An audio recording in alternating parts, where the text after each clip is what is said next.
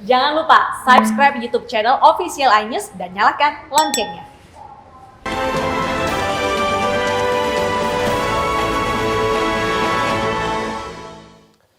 Ratusan petasan yang dibawa motor tiba-tiba meledak dan menimbulkan kepanikan warga. Warga mengevakuasi pengendara motor dan berusaha memadamkan rentetan ledakan petasan. Sementara di Kabupaten Tenggamus, Lampung, seorang bocah 7 tahun meninggal akibat terkena letusan saat bermain meriam bambu.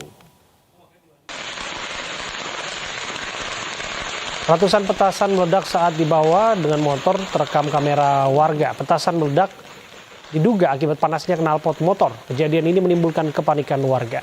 Polisi yang datang ke lokasi mengamankan barang bukti petasan. Polisi juga merazia dan mengamankan ribuan petasan aneka jenis yang dijual di pasar.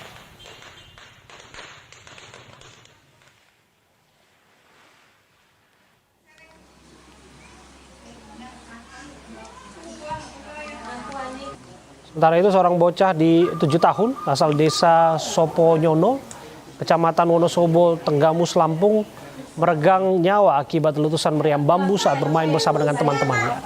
Korban sempat dibawa ke puskesmas dan rumah sakit, namun karena luka bakar di tubuhnya sudah parah, korban mengembuskan napas terakhir Senin kemarin.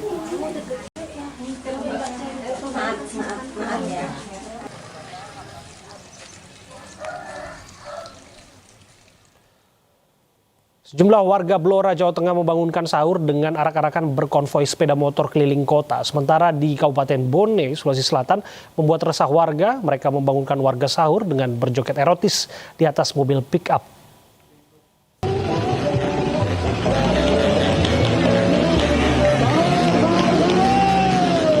Inilah video amatir saat warga Blora, Jawa Tengah membangunkan sahur pada bulan puasa tahun ini. Mereka berkeliling kota menggunakan berbagai kendaraan sambil membangunkan sahur dengan pengeras suara. Namun kemeriahan warga saat sahur ini tidak dibarengi dengan protokol kesehatan di saat pandemi COVID-19. Atraksi sahur ini membuat kerumunan, tidak menjaga jarak, dan banyak di antara warga tidak mengenakan masker. Aparat keamanan mengaku aksi ini menjadi evaluasi karena warga menggelar konvoi usai polisi melaksanakan patroli. Kejadian kurang lebih pukul 2.00. Ya, ini menjadi evaluasi buat kami. Kami memang kemarin melaksanakan kegiatan pengamanan kegiatan malam minggu sampai kurang lebih pukul 1. Kemudian anggota istirahat persiapan untuk sahur, ternyata mereka muncul. Ya. Polisi akan memanggil sejumlah warga untuk dimintai keterangan. Namun mereka tidak akan diberi sanksi dan hanya menandatangani surat pernyataan agar tidak mengulangi lagi pelanggaran protokol kesehatan. Dari Blora, Jawa Tengah, Heri Purnomo, iNews melaporkan.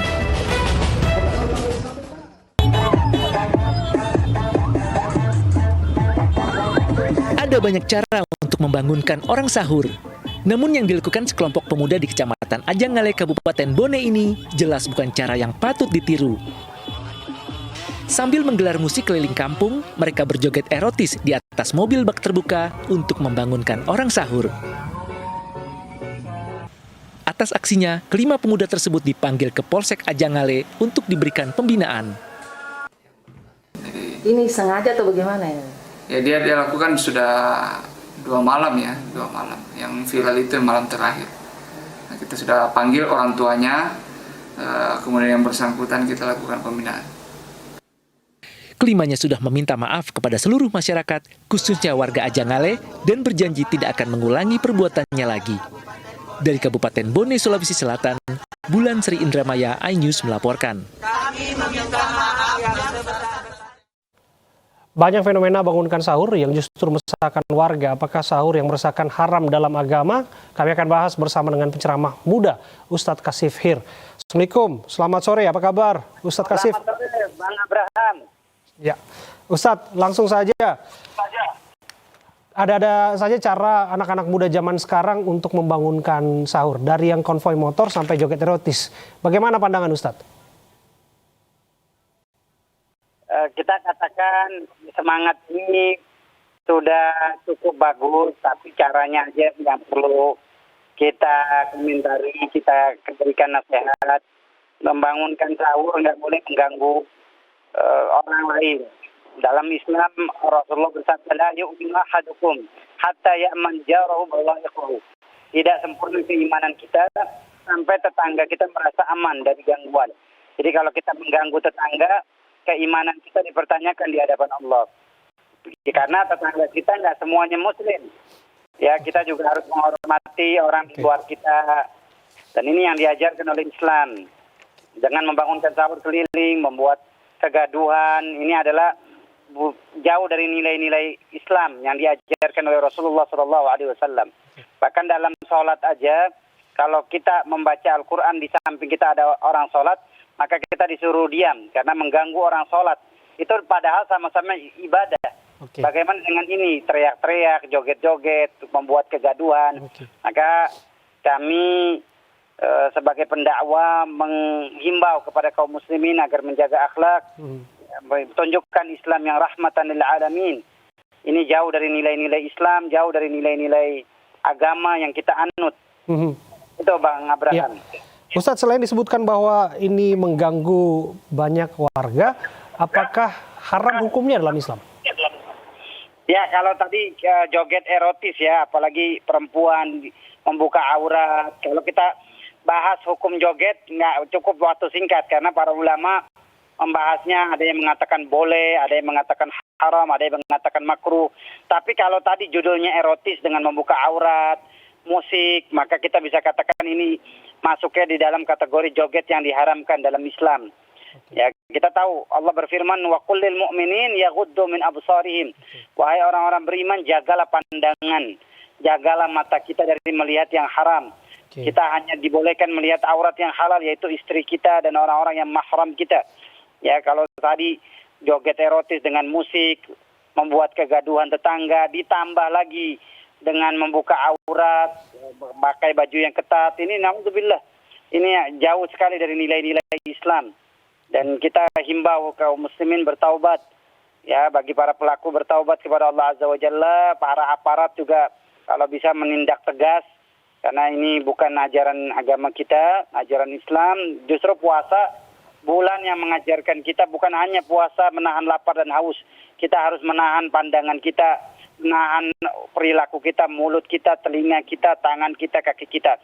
Baru puasa kita mendapatkan nilai di sisi Allah Subhanahu wa taala. Ya. Karena kata Nabi sallallahu alaihi wasallam, "Rubba sha'im laisa lahu min siyami illa al-ju' wal 'atash." Berapa banyak orang yang berpuasa tapi hanya mendapatkan lapar dan haus. Tidak diterima oleh Allah puasanya, hanya menggugurkan kewajiban saja. Kenapa? Karena dia tidak mengamalkan nilai puasa. Puasa masih mengganggu orang lain. Yeah. Puasa masih membuat kegaduhan. Berarti puasanya tidak memiliki nilai yang berarti di hadapan Allah. Kita harus mempuasakan seluruh anggota badan kita agar kita bisa memberikan manfaat, bukan merugikan orang lain. Oke, barangkali maksudnya baik ya yang disebutkan Ustadz tadi, niatnya baik, mengingatkan umat untuk menjalankan ibadah puasa, sahur begitu ya. Namun bagaimana metode yang tepat sebetulnya menurut ajaran agama? Ya, Bang Abraham, dalam Islam membangunkan sahur itu dengan azan ya. Di zaman Rasulullah SAW yang mengumandangkan azan ada dua orang. Yang pertama Abdullah bin Ummi Maktum, yang kedua adalah Bilal bin Rabah. Yang satu untuk membangunkan sahur dengan azan ya, kemudian yang kedua dengan masuknya waktu sholat subuh. Jadi membangunkan membangunkan orang sahur dengan azan, ini yang benar, ini syariat Islam. Kemudian yang kedua mungkin dengan tilawatul Quran, karena Nabi Muhammad itu jarak antara beliau sahur sampai azan fajar itu 50 ayat Al-Quran, kurang lebih 15 sampai 20 menit. Ya. Jadi sahur yang terbaik adalah menjelang subuh, bukan malah sahur dari jam 1. Ini bukan sahur, namanya begadang. Ya, selain bahwa itu dilakukan oleh takmir masjid yang kita ketahui bersama, ini kan dilakukan melalui pengeras suara. Biasanya kan di kampung-kampung sebagai tradisi ada saja yang berkeliling, begitu Ustadz. Ada yang membawa peralatan dapur, panci dan lain sebagainya. Ini bisa kadang diterima dan lain sebagainya begitu Ustadz. Namun ada juga yang dianggap berlebihan seperti yang kita saksikan saat ini Ustadz. Bagaimana Anda menjelaskannya? Ya. Al-uruf, tradisi dalam Islam disebut dengan al-uruf. Itu selama nggak bertentangan dengan syariat, maka dibolehkan. Ya, syariat seperti baju koko. Baju koko ini nggak ada di zaman Rasulullah SAW, tapi budaya. Akan tetapi budaya ini cocok dengan agama Islam, maka boleh. Tapi kalau budaya ini sudah bertentangan dengan nilai-nilai Islam, tadi berisik, membuat kegaduhan. Kita ingat, ini sekarang zaman COVID pandemi. Kita harus mencegah penularan COVID ini, jangan sampai menyebar dengan membuat kerumunan. Ini bertentangan sekali dengan himbauan dari para ulama agar kita menjaga kerumunan, membatasi mobilitas, menjauhi kerumunan. Ingat, penyakit menular itu masih ada, COVID-19 masih ada. Sementara Allah Subhanahu wa taala berfirman, "Wala tulqu biaidikum ila tahlukah." Jangan jerumuskan hidup kamu dalam kebinasaan. Jangan bunuh diri kamu. La taqtulu anfusakum. Jangan bunuh diri. Dengan kita tadi ikut membangunkan sahur kerumunan. Itu seolah-olah kita membuat bahaya untuk diri kita sendiri dan orang lain. Dan saya himbau kaum muslimin, ya kalau bisa tradisi yang bertentangan dengan ajaran Islam tinggalkan. Karena agama kita adalah agama yang mengikuti Al-Quran dan hadis. Bukan agama sesuai hawa nafsu kita dan kesenangan kita semata. Ustadz Kasif, dalam beberapa kasus juga ada konvoi motor, niatnya membangunkan sahur begitu ya, namun berujung tawuran antar kelompok pemuda atau kelompok geng motor. Ini kan sama sekali tidak dibenarkan sebetulnya. Bagaimana menurut Anda membangun akhlak para pemuda-pemuda yang dimaksud? Ya, ini masuknya sudah ke ranah hukum ya, aparat harus tegas. Ya, harus memulai dari RT, RW, perangkat desa, memberikan pencerahan kepada masyarakat, membuat kegiatan-kegiatan yang lebih produktif lagi, kegiatan yang bermanfaat, pengajian di masjid, atau membangun ekonomi dengan berbasis koperasi syariah. Ini bisa dilakukan. Kita alihkan kegiatan-kegiatan yang negatif dengan positif. Karena di antara ciri Islam kita yang berkualitas ketika kita meninggalkan sesuatu yang tidak bermanfaat. Jadi kalau mau tahu Islam kita ini bagus apa enggak, lihat kegiatan sehari-hari kita bermanfaat atau enggak.